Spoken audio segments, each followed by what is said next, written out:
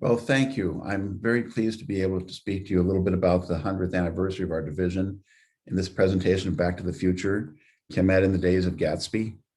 I wish I was there with you, but I'm about to start a new job and I just didn't want to take any chances of having any kind of exposure that might have made things difficult for me as I start this new job. So I'm doing this remotely, but I wish I was with you. I am reminded that 100 years ago, which is what we're thinking about, the birth of the division, we were also getting over the flu pandemic of 1918. And here are some flappers properly wearing their face gear. And so apparently it was not as controversial back then as it's become these days. But at any rate, I do wish I was with you. And this presentation, I have to start with an apology, especially if there's anyone here who is a historian or who's a real history buff, because I am not a historian. And this is what happens when a non-historian takes interest in an historic event. So this was not primary research that I did. This was using secondary sources to collate this presentation, but I still think the results of it are kind of interesting, and I hope you will too. So I'll start with ancient history. The ACS itself was founded in New York City in April of 1876. And at that time, the first meeting of the ACS was held at the New York College of Pharmacy. 7 years later in Chicago, 1893, papers began to show an interest in education during a symposium, which was about didactic chemistry or teaching chemistry. And you can see the titles of the papers that were there. The one that jumps out most at me is the next to last one here. Laboratory work must be subordinate and auxiliary to the presentation of facts, laws, and theories by the teacher. So this presentation was specifically taking aim at the laboratory curriculum and saying that lecture versus lab had to be looked at differently. So I'm sure there was a bit of controversy related to this one. At any rate, I think that this is probably something that people are still arguing a bit about. So some years later, in 1908, so about 15 years later, was that 1893? Yes, so 15 years later, in a June meeting, that the ACS Committee on Chemical Education made a report to council that the president of ACS be authorized to appoint a committee on chemical education, which shall have charge of the sessions of a section on chemical education. Now, sections were the term that was given to a division when it was kind of provisionary, before it became a true division. And the securing of papers to be read in such sessions, and the committee should collect information about existing standards and methods in the various grades of chemical education, and shall from time to time make reports and recommendations to the council as may be deemed necessary to promote the interests of the society in this branch of activities. So at that early time, the society at large was getting interested in the way chemical education was being done. And later that year, in December of 1908, at the national meeting in Baltimore, it was reported that the meeting was the largest and most enthusiastic in the history of the society at that point. There were about 400 members registered, so small by today's standards, but the biggest ever in 1908. 10% of the total members of the society were there. In the afternoon, there was a meeting largely attended of the section of chemical education. So this was right after council in June had said, yes, we should be working with a section of chemical education. And then that following December, there was this largely attended meeting of the section of chemical education, which at that point, you must imagine that this indicated that there was a great deal of interest and the committee was starting, the division was starting, and it was going to go, go, go. However, that's not quite what happened, because for the next 12 years, there were crickets. So that was until the father of our division, as I call him, Neil Gordon, came along. So Gordon is famous for the name of the Gordon conferences are named in his honor. And also, he was the first editor of the Journal of Chemical Education. And in many ways, he truly was the father of our division. And he attended his first American Chemical Society meeting in 1921 in Rochester, New York. And at that meeting, he was very interested in a paper that was delivered on the research for the undergraduates. And it raised a lot of controversy because people in the crowd did not think that undergraduate research, there were other technical divisions that thought that undergraduate research was not a reasonable topic to be presented at an ACS national meeting. And so Gordon thought that that could be resolved by having an active chemical education section. So he convinced the ACS president, who was at that time Edgar F. Smith, He was 3 times the president of ACS, but this was during one of his reigns at ACS. He was also the provost at University of Pennsylvania. He convinced the ACS president, it said in one of my documents, to support the creation of a chemical education section. But as we saw, that already happened 12 years ago. So I'm guessing that what he really did was convince the president to jumpstart that section. And the president turned it back on him and said, okay, why don't you organize a program for the 1921 fall meeting in New York City? And that would be the revival of the chemical education section. This was held at Columbia University, Wednesday morning, September 7, 1921. And the reports are that the meeting was well attended and deemed a success. And but that happened in 1908 also, right? And then there were crickets. But this truly was the beginning of the division, because it continued to go after that. At this meeting, it was reported that the meeting began with the reading of a telegram from President Harding. So it's clear from that telegram that President Harding was thinking a bit about what had been going on in the world in World War I related to the use of chemicals in warfare. As his telegram said, "It's a pleasure to extend greetings to the gathering of American, Canadian, and British societies representing the chemical sciences and industries meeting on American soil. Probably none of the materialistic sciences holds promise of so great contributions to human welfare in the coming generations as that which your organization represents. The developments of applied chemistry involve both a possibility of vastly increased horrors in human conflict and alternately inestimable benefits to a peaceful civilization. Let us hope that a science so fraught with either good or vicious possibilities may be turned through the wisdom of the nations to the benefit and advancement of mankind," signed by Warren G. Harding. So clearly he was thinking about the chemical warfare that had transpired in World War I. There were social events at that fall 1921 meeting. On Tuesday evening, on the 6th of September, there was a complimentary smoker. When I think of a complimentary smoker, I think about somebody who's making lots of pulled pork and ribs. But this was a gathering of about 1,000 members at the Waldorf Astoria Hotel, which should have been dry because Prohibition began in 1920. And it's not clear that the smoker involved everybody sitting around smoking cigars, but it could have been a very smoke-filled room. But the smoker was just an informal gathering. And during this gathering, there was music, vaudeville entertainment, cartoons, and so forth, which was enjoyed by all, it's reported. Divisions and sections also met during this meeting, not at the smoker, but during this conference. So if you're wondering what cartoons were like in 1921, this is a cartoon produced in Boston, where I happen to be, Farmer Alfalfa in New York. And I wanted to show a clip of it to you, but I can't easily do that right now. So I would recommend, if you'd like to see what a cartoon looked like in 1921, search for Farmer Alfalfa in New York. And this is a silent film cartoon, and you might enjoy it. It's about 7 minutes long. At that meeting, the technical divisions did meet.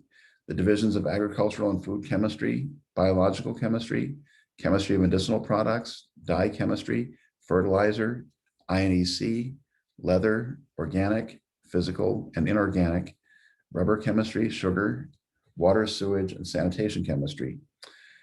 Some of these, of course, are still very active, thriving divisions in the ACS. Others have gone away, like fertilizer chemistry and leather chemistry, though you can imagine that at the time in 1921, those were probably pretty active. Then there were also these provisional sections, and they were cellulose chemistry, chemical education, and petroleum chemistry that met during that 1921 meeting. And then coming of age happened in 1924, when the provisional status was dropped and we became the Division of Chemical Education. So when I learned this, my first thought was, oh no, I told everybody the 100th anniversary was this year. And it was, in a sense, that it was the year that the division really, truly got its feet under it. But 1924 is the year that we actually became the Division of Chemical Education. So I think that we should have another centennial celebration in 3 years. So how great is that? We can have 2 centennial celebrations in just 3 years apart from each other. So that at that, in September 1924, at a meeting of the division in Ithaca, bylaws were adopted, and among the bylaws, dues were $1 for the division. But if you wanted to add the Journal of Chemical Education, that would bring it up to $2.50, which seems pretty reasonable. And here's one of the ways where you'll see I'm obviously clearly not a historian, but just somebody who likes to play with history. So I wanted to give you some ideas of where we are now versus where we were then. 1921 was the year when the first radio baseball broadcast happened. That was the Pirates playing the Phillies, and the score was 8-5. That was the first network radio broadcast. In music, it was the jazz age, and the popular music of the time came from Irving Berlin, the Gershwins, and ragtime master U.B. Blake, somebody I happen to like quite a lot. On the other hand, the top music today, I have no idea. I think I know maybe one of these songs, and I have no idea who she is. Maybe somebody in the audience does. And I confess, I'm obviously showing my age, that Irving Berlin, the Gershwins, and U.B. Blake speak to me more than the current songs of our day. Movies, so we hadn't had the first talkie yet. The only sound in movies at the time was coming from a piano player who was playing situated near the screen. The first talkie was the jazz singer that was still 5 years away, as opposed to right now, where we have things like Disney's Jungle Cruise out there right now, which I haven't seen, but I've been told is worth seeing. So I think you should. And there is definitely talking in it. In the chemical world, in 1921, there was a tragic explosion at an ammonium nitrate factory in Germany. So as I understand it, there was about 4,500 pounds, 4,500 tons, I should say, of ammonium nitrate mixed with ammonium sulfate that was clogging a silo. And somebody decided that a way to break up that clog was to put a stick of dynamite in. And it did get rid of the clog, but it also got rid of a lot of other things. So the explosion that happened there killed over 500 people, left 6,500 people homeless, and was heard as a dull thud in Munich, 300 miles away.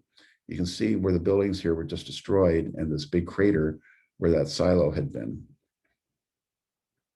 And if that sounds familiar, that's maybe because in 2020, on August 4th, a large amount of ammonium nitrate, which was a smaller amount, but was just ammonium nitrate, was stored in Beirut, and that also exploded, not because somebody tossed a stick of dynamite in, though. And it caused 218 deaths, 7,000 injuries, and billions in damage, leaving about 300,000 people homeless. And you can see the image here of what that area looked like before the explosion versus after the explosion, where it was just really wiped clean of all the buildings that were there. So ammonium nitrate continues to be something that causes problems, and 100 years ago and today. 100 years ago, Coco Chanel introduced the famous Chanel No. 5 fragrance, and that continues to be around today. And also in 1921, on Mole Day, though it wasn't Mole Day at the time, an American officer selected the body of the first unknown soldier to be entombed in the Tomb of the Unknown Soldier. And we're having a centennial celebration this year to celebrate the Tomb of the Unknown Soldier. And so that was 100 years ago that began. In August of 1921, 8 Chicago White Sox players were banned for life for purposely losing the World Series to the Reds. They had a secret meeting in room 615 at Boston's Buckminster Hotel to put this plan together. So the Hotel Buckminster is actually just around the corner from Fenway Park, about a 5-minute walk. And so they had been playing at Fenway. And after the game, they went over to the hotel and met with these people where they hatched this plot to throw the World Series. So right now, the Buckminster is closed because of COVID, but hopefully it will reopen. They say on their website that they plan to, but I don't know if it will or not. We'll see. A lot of buildings are coming down in that area and other things going in. In 1921, Radio Shack opened in Boston, so another Boston connection there. And as you know, now Radio Shack is closed everywhere. In 1921, in Wichita, the first White Castle opened. That continues to be around. In 1921, in August, we saw a recession after World War I of the stock market, where stocks went down to $64 on the Dow. That was in 1921, in August, this post-World War I recession that happened. And the Nobel Prize in Chemistry went to Frederick Soddy, who did work with Rutherford on the transmutation of elements now known to involve nuclear reactions. He proved the existence of isotopes of certain radioactive elements, and he was involved in all sorts of different studies, as you can see from reading here. So that's who won the Nobel Prize in 1921. Who will win it in 2021? I can't tell you, I do not know. But in 2020, it was these two women who won it for their work with CRISPR technology for the method of development of a method for genome editing. So 1921, the Nobel Prize in Physics. Anybody? Anybody? Hands? Can I see hands? Anybody know? I can't see your hands because I'm not there with you. But it was this gentleman. Maybe somebody knew that, Albert Einstein, for his services to theoretical physics and especially for his discovery of the law of the photoelectric effect, which was a pivotal step in the development of quantum theory. And now 100 years later, people continue to be inspired by Einstein's work. The Nobel Prize in 2020 was to three people, but one of whom was Roger Penrose, for his discovery that black hole formation is a robust prediction of the general theory of relativity. So Einstein's work continues to inspire physicists 100 years later, and probably will for hundreds more. And the other half went to these other two scientists for the discovery of a supermassive compact object at the center of our galaxy. What about the division? So I started to think about the song in the year 2525, but I decided to change it to 2424. And so in the year, don't worry, I'm not going to sing it. In the year 2424, if we're still alive, if the division can survive, we may thrive. And so here are my predictions for 2424. Physicists will still be talking about the meaning of Einstein's work. He'll still be inspiring new discoveries. And we will still be disagreeing productively with one another during our professional meetings of the American Chemical Society. I think that's really true. People will still love little hamburgers. And I don't know if they'll get them at White Castle, but they're still going to be eating little hamburgers because they're great. Chanel, on the other hand, will probably go the way of Radio Shack, as CRISPR technology allows us to modify ourselves to each have our own unique, enticing fragrance. So that's just my prediction there. And thanks to the universal adoption of the principles of green chemistry in the year 2424, it's been over 350 years since a tragic chemical explosion like the one that took place in Germany or Beirut. And of course, in the year 2424, we'll have flying cars for everyone. We've been promised this for a long time. It's finally going to happen. So acknowledgements. I would like to acknowledge these sources that I used in Science from 1921, Journal of Chemical Education from 1924 and 2014, and from 1976, an ACS book, A Century of Chemistry, The Role of Chemists and the American Chemical Society. And also great assistance that came from ACS Secretary Flint Lewis's office and his staff, especially for Frank Walworth on the secretary's staff. So thanks to them. What's going to happen next? Well, hopefully I'll see you all in Denver in person in the fall of 2024. I'm really tired of doing everything by Zoom, so we'll be together for real. I'll get there in the fall of 2024, and we'll have our next centennial celebration. So we don't have to wait 100 years for it. We'll just have it in 3 years in Denver. And then after that, in 21, I don't know if I'll be there, but that would be the first bicentennial celebration of the division, which I think should be hopefully at Moonbase Gordon, since we'll all be going to the moon all the time as tourists at that point. I'm calling it Moonbase Gordon because I think it should be named after the father of our division, Neil Gordon. And so I'll hopefully see you. I would like to be around to see you in 21 for the meeting at the Moonbase. And that's the end of my presentation. I thank you for your patience with me as I was playfully thinking about both the past and the future of our division. And I hope that I'll have an opportunity to answer any questions or respond to comments that you might have. Thank you.